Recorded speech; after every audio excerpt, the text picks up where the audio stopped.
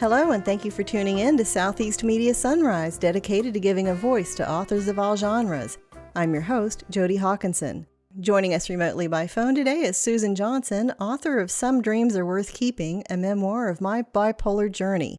Susan Johnson graduated from Drake University with a BA in sociology. Since her diagnosis of bipolar I in 1995, her true passion in life has been to help break the stigma of living with a mental illness and bring hope to those living with one. She is an accomplished inspirational speaker and guest blogger for a mental health magazine, receiving the Best Blogger Award for Healthline.com in 2017 and appearing in the 2018 This Is Me article in BP Hope magazine. Susan's writing also appears in the Catholic Exchange. She currently co-leads a mental health group at her church and works with special education students as an instructional assistant. She enjoys hiking, baking, traveling, yoga, spending time with her goddaughter, and trips to the ocean. Originally from Thousand Oaks, California, she resides in Las Vegas with her husband Gary and her Siberian cat, Angel Ann. Welcome, Susan, and thank you for joining us today. Thank you so much for having me. I'm very excited to be here. Glad to have you. So, can you tell us a little bit about bipolar disorder? Sure. Bipolar disorder is a medical disorder. It's a chemical imbalance in the brain which causes euphoric highs, known as manias, and devastating lows to the point of suicide. How do you have success while living with it? It all begins with my medication. A lot of people, unfortunately, don't think that they need medication because when you're on it, you just feel even when you're on the correct dose. So you think, oh, who wants to take all that horrible medicine? So people go off. And that is where big problems happen. What compelled you to write your memoir?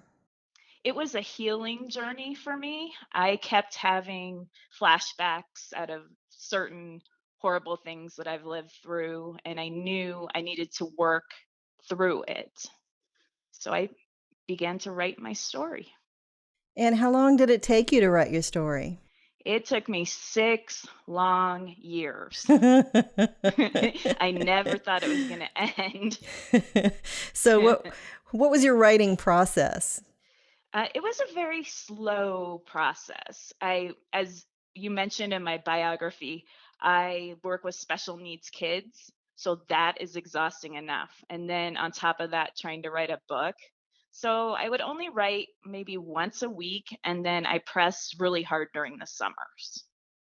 How did your publishing go? Did you traditionally publish or did you end up self-publishing? I have been down both routes. I Mm-hmm. originally had a small publisher in North Carolina pick up my manuscript overnight, and that was, I was on top of the world. It was a dream come true. Uh-huh. But unfortunately, that small publisher went under, and that led me to self publish a second edition. Okay. So what was your biggest challenge with the publishing process? Oh my goodness. Everything. Where to begin? It was too much, and I ended up having people help me, paying people to just take the stress off of. But a lot of problems that I had were with editing. That Mm-hmm. was a big struggle. I've had editor after editor after editor, and there always tends to be, a few mistakes in it. What advice do you have for someone who's writing a memoir or any book? I would say give yourself a lot of time to do so, because if you're doing something traumatic like what I wrote on with bipolar disorder, it got to the point where I got very sick. So I had to do it in small chunks. So I would say, break it up, do it in small chunks. After you write something really deep and emotional, do something pleasurable, like for me, hiking. Oh, that's some wonderful advice. Has having a book published opened new doors for you? It really has. It's changed my life. I discovered Toastmasters International. Are you familiar with them? Why don't we tell our listeners about it? Toastmasters is a public speaking organization, and it's also known as where leaders are born. So I joined Toastmasters in 2015 and was so scared of public speaking. You could see my knees shake under my skirts. I mean, literally. And this journey started in 2015, and then now I find myself dying to get on the big stage and to do a TEDx talk, Tanea Paseo.